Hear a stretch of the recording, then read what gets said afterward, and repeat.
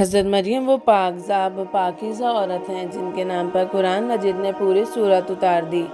قرآن پاک آپ کی پیدائش، آپ کی پرورش، مکالت اور آپ کے یہاں حضرت عیسیٰ کی پیدائش کے واقعات کو کھول کھول کر بیان کرتا ہے تاکہ لوگ اللہ کی محبوبہ بندی کے بارے میں شک و شبہ نہ رکھیں۔ حضرت مریم علیہ السلام حضرت داؤد علیہ السلام کی نسل سے تعلق رکھتی ہیں۔ آپ کے والد محترم اس دور میں بنی اسرائیل کے امام نماز تھے اور آپ کی والدہ محترمہ عابدہ زاہدہ خاتون تھیں۔ اس دور میں اللہ تعالیٰ نے بنی اسرائیل پر حضرت زکریا علیہ السلام کو معقول فرمایا تھا۔ جب حضرت مریم علیہ السلام کی والدہ کے یہاں اولاد نہیں تھی تو انہوں نے اللہ کے نام پہ نظر مانی کہ ان کے اولاد ہوئی تو وہ اسے بیت المقدس کی خدمت کے لیے وقف کر دیں گی۔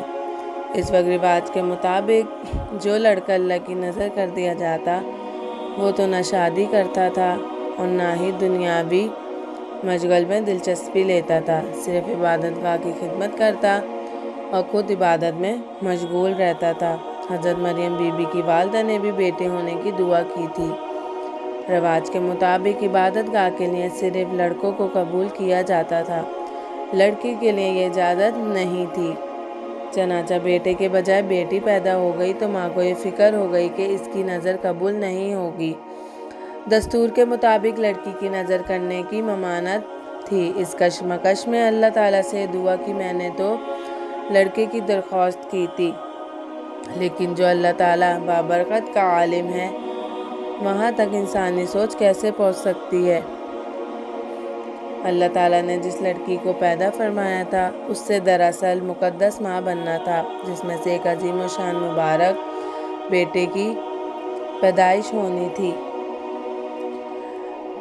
بہرحال حضرت مریم کی پیدائش ہو جاتی ہے۔ جب مدت ختم ہوئی آپ کی والدہ محترمہ آپ کو بیت المقدس لے آتی ہیں۔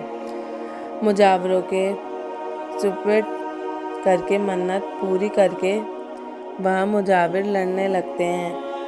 ہر کوئی یہ چاہ رکھتا ہے کہ مریم کی کفالت اسے ملے، تو فیصلہ ہوا کہ مجاورین وہ قلم پانی میں چھوڑ دیں جس سے وہ تورات لکھتے تھے۔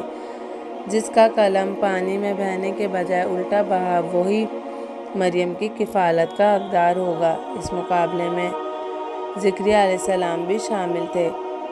اللہ نے ان کے قلم کے بہاؤ کو الٹے کی طرف بہایا اور ان کی پرورش کا حقدار بنایا، اور بی بی مریم کو اللہ کی منشا کے مطابق زکریا کی کفالت میں دے دیا گیا۔ حضرت زکریا کی بیوی حضرت مریم کی خالہ تھیں۔ ان سے بڑھ کر ان کی پرورش اور کون کر سکتا تھا؟ اسی طرح بی بی مریم بیت المقدس میں رہائش پذیر ہو گئیں۔ آپ کے لیے ایک کمرہ مخصوص کر دیا گیا جہاں حضرت زکریا کے علاوہ کوئی نہیں جا سکتا تھا۔ آپ دن رات اللہ تعالیٰ کی عبادت میں مشغول رہتی تھیں۔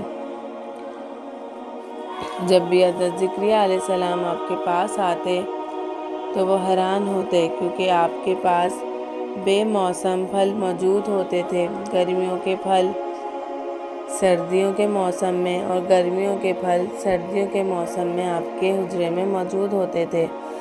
حضرت زکریا نے مریم سے پوچھا، یہ پھل کہاں سے آتے ہیں؟ کون دے کر جاتا ہے آپ کو؟ حضرت مریم نے پرسکون ہو کر فرمایا، اللہ کی طرف سے۔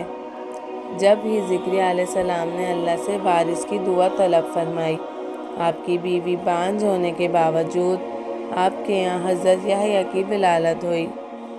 حضرت مریم کی عظمت و فضیلت کو رب کریم نے بار بار قرآن میں فرمایا ہے اور اپنی مومنہ بندی کی پاکیزگی اور پاک دامنی کا اعلان کیا ہے۔ حضرت بی بی کی عمر جب 15 سال ہوئی تو ایک فرشتہ خوبصورت نوجوان مرد کی شکل میں نمودار ہوا، جسے حضرت مریم دیکھ کر خوف زدہ ہو گئیں اور وہ اپنی حفاظت کے لیے فکر مند ہو گئیں، کیونکہ فرشتے کے چہرے پر تقویٰ کے آثار نمایاں تھے۔ تاہم بی بی نے اپنی عظمت کی حفاظت کے لیے اللہ کی پناہ میں دے دیا۔ یہ ایک پاک باری کا امتحان تھا جو اللہ اکثر خاص بندوں پر کرتا ہے۔ آپ نے اس شخص سے کہا وہ یہاں سے چلا جائے۔ اس کی پریشانی دیکھ کر نوجوان نے کہا، میں انسان ہوں، اللہ کی طرف سے بھیجا گیا ایک فرشتہ ہوں۔ آنے کی وجہ بتاتے ہوئے فرشتے نے کہا، آپ کو ایک پاکیزہ و مبارک بچے کی ولادت کی خوشخبری دینے آیا ہوں۔ حضرت مریم کو انتہائی تعجب ہوا، بولے یہ کیسے ممکن ہے کیونکہ وہ شادی شدہ نہیں تھی۔ فرشتے نے کہا، اس سے پہلے حضرت آدم کو ماں اور باپ دونوں کے بغیر پیدا فرما چکا ہے، اور حضرت حوا علیہ السلام کو صرف مرد کے وجود سے پیدا فرمایا گیا۔ حضرت مریم جب حاملہ ہوئیں تو ایک دور جگہ چلے گئیں جہاں آپ کا حمل ظاہر ہوا۔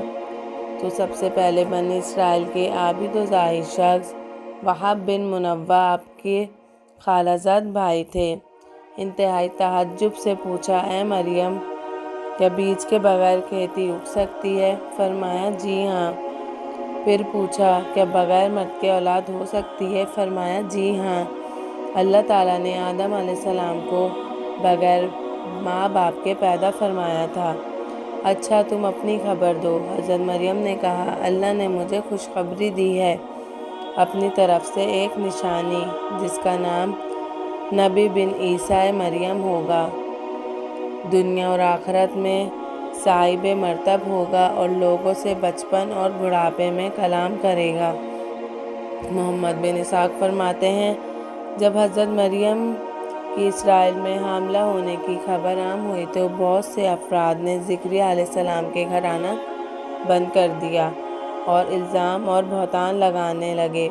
حضرت مریم نے لوگوں سے علیحدگی اختیار کر لی اور دور تنہائی میں چلے گئیں۔ جب حمل کا درد شروع ہوا تو آپ نے ایک درخت کا سہارا لیا اور نیچے بیٹھ گئیں، درد سے بے چین اور بدنامی کا خیال، اور پھر کہنے لگیں، کاش میں پہلے ہی مر گئی ہوتی اور بھولی بسری ہو گئی ہوتی۔ بے سر و سامانی کے مشکل وقت میں حضرت مریم کے قدموں کے قریب ایک نہر جاری کر دی اور کہا، یہ پانی پیو اور کھجور کھاؤ تاکہ جسم کو قوت پہنچے، اور پھر تم اپنی اولاد کو دیکھ کر اپنی آنکھوں کو ٹھنڈک پہنچاؤ۔ اسلام آنے سے پہلے نہ بولنے کا روزہ رکھا جاتا تھا، عبادت میں شامل ہوتا تھا، یعنی صبح سے رات تک کسی سے بات نہ کر کے۔ بعد میں یہ حکم منسوخ ہو گیا، لہٰذا حضرت مریم کی پریشانی دور کرنے کے لیے کہا گیا تھا کہ تم سے کوئی شخص اس بچے کے بارے میں پوچھے تو تم اشارے سے کہہ دینا، چپ کا روزہ رکھا ہے۔ حضرت مریم کو تسلی ہوئی جب عیسیٰ علیہ السلام پیدا ہوئے۔ پھر آپ اپنے بیٹے کو قوم کے پاس لے آئیں۔ قوم نے آپ کی گود میں بچے کو دیکھ کر غضبناک ہو گئے اور آپ کی پاکیزگی خاندان کا حوالہ دیتے ہوئے بدگمان ہوئے، الزام لگانا شروع کر دیا۔ جب حالات بہت تنگ ہو گئے پھر توکل اللہ پر ہی رہ گیا۔ پھر حضرت مریم نے کہا، اس بچے سے بات کر لو، تمہارے سارے سوالوں کے جواب یہ بچہ دے گا۔ لوگوں نے کہا، بھلا یہ دودھ پیتا بچہ کیسے جواب دے گا؟ ہم کیوں کریں اس سے گفتگو؟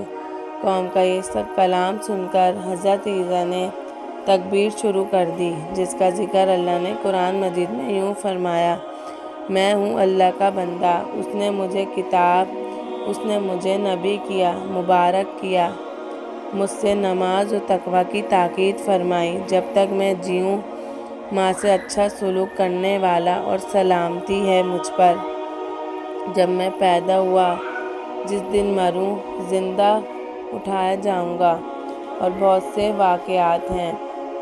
اور عیسیٰ اللہ کے بندے اور اس کے رسول ہیں۔